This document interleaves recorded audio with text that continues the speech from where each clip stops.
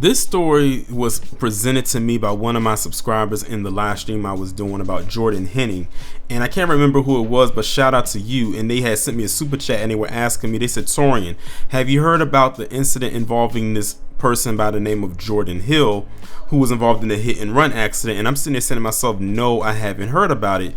And then right when I was in my live stream, y'all couldn't see it if y'all was watching it on your end, I went and looked up Jordan Hill, and I came across this article and I was like, oh, and then I started looking in the chat again, and apparently some people did hear about it, but it was one of those stories that I literally is buried. It is really buried, and you'll see what I mean as I continue to go along with the story. But basically what happened is you have this 10-year-old kid by the name of Jordan Hill, as you can see right here. It says that he died in a crash on April 6, 2025. By the way, I'm recording this on April 15, 2025. So that just shows you how buried the story actually is.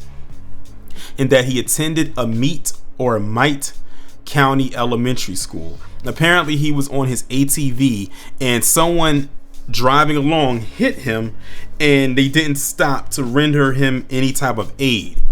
Or did they? And I want y'all to hold on to that part, and not talking about rendering aid. I'm talking about, did the person even stop at all? Now mind you, this is a hit and run, which means he hit this kid and he ended up dying, and he kept taking off. But something else came to my attention, but I'm gonna show that after I go through the article. It says the Mite County Coroner Cam Sharp confirmed that a child was killed in an ATV wreck earlier this month, and this location is in Mississippi. Coroner Sharp said that 10-year-old Jordan Hill was killed in the wreck on April 6. Details of the incident were not known. There are many social media posts claiming Hill was killed in a hit and run accident. WLBT has not been able to confirm those claims.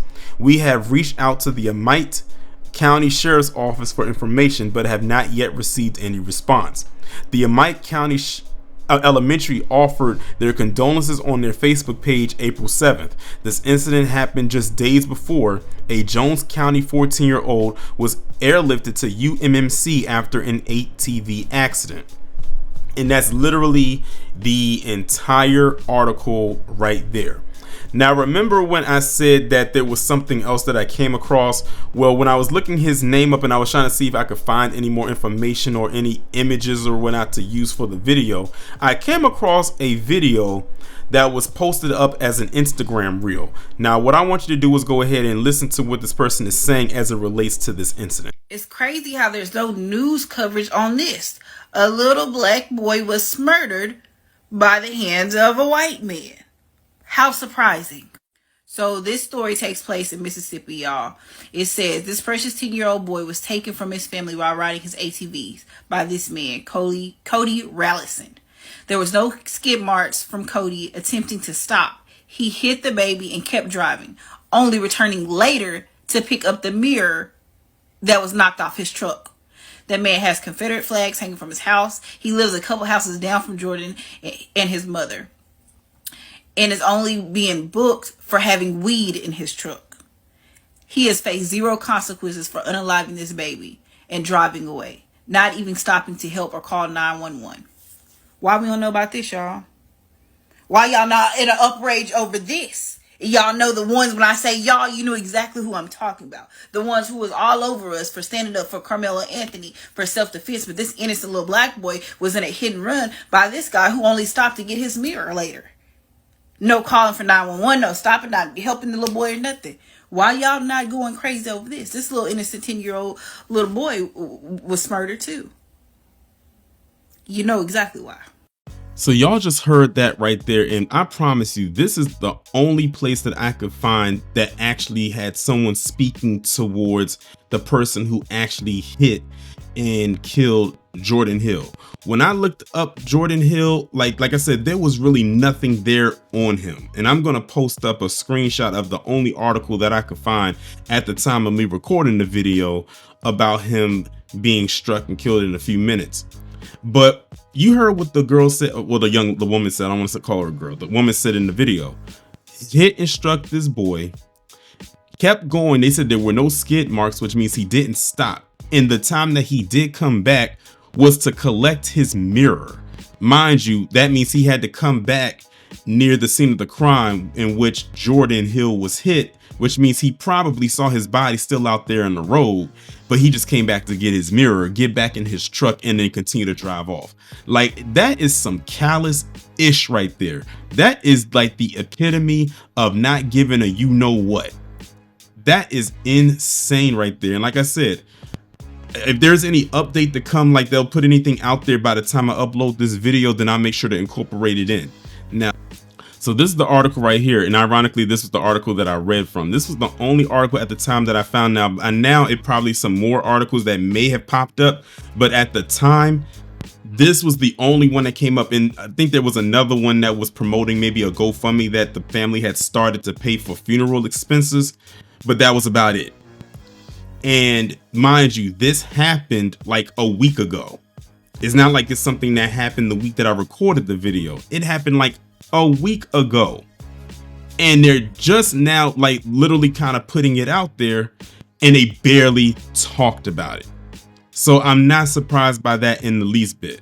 But like I said, if there's any more updates that's going to come with this story, like getting the person that actually did this, since people now know or are aware of who this person is, then I'll make sure to incorporate it in the video in some capacity. But if not, and there's nothing else that's going to come from this, at least right now, then I might post it in an update, a separate update video later on down the line.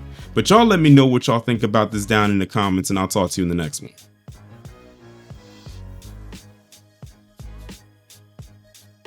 So as y'all can see by the screenshot on your screen, an update has definitely come down the pipeline as it pertains to this story involving Jordan Hill. And it's only about maybe 2 days later that I'm recording this part, because I think this update came maybe the following day or maybe 2 days after that. So indeed, Cody Rollinson is indeed the person that was the one that hit and killed Jordan Hill. So I'm going to read from the WLBT, which was posted on April 17, 2025, that states, an Amite County man is facing a felony charge in connection with a deadly ATV wreck that left a 10-year-old boy dead. Cody Rollinson has been charged with possession of marijuana and felony leaving the scene of an accident. Now, notice how low ball of a charge that is, even though the only felony he got hit with was the leaving the scene of an accident. And he got hit with possession of marijuana, which is more so of a misdemeanor. So you mean to tell me he hit this kid with possession of marijuana, he left him at the scene of the crime, and he died, but all he got was that? So there's no kind of manslaughter charge there, no homicide, nothing. That's all you hit him with. And it gets even worse from there. It said he was arrested the same day he allegedly hit and killed Jordan Hill while he was driving his pickup truck. The wreck occurred on April 6, 2025, when Jordan Hill was on his ATV, and witnesses say that Rollinson hit him in the truck. Now, here's the worst part of the case, of the story, I should say. Cody Rollinson only received, or not so much only received, but he received a $41,000 bond, which I'm sure he probably has no problem paying. I don't see anything in here stating that he did, but the fact that he got a $41,000 bond, which at 10% is only $4,100 freaking dollars. So not only are y'all lowballing his charges, but you also gave him a very low bond. So I'm already seeing exactly where this is headed. So I hope the people down there in Mississippi who are aware of this state on top of the story. And if I have anybody who listens to my commentary and follows this story, hopefully y'all stay on top of this as well, because that is absolutely ridiculous. They also mentioned in the article about a GoFundMe that they created for Jordan Hill. I think they said as of now that it only raised about $1,100, but I'm sure if the story continues to get out there, that the fundraiser will continue to increase. But yeah, that's crazy. A $41,000 bond, and you only get him on possession of marijuana and leaving the incident after hitting somebody, and it was a hit and run. And then allegedly he came back just to retrieve his mirror and then drive away. That's crazy. But I'm not surprised in the least bit that that's what they have come to as far as I can say, a temporary conclusion. Because he definitely needs to be charged with way more than what he's gotten. Someone lost their life here. A little boy died because of this dude. Because technically, he was under the influence. Technically, now you can say that with the marijuana. He was high while he was driving while high. But y'all know how it goes. But we'll see what comes from this.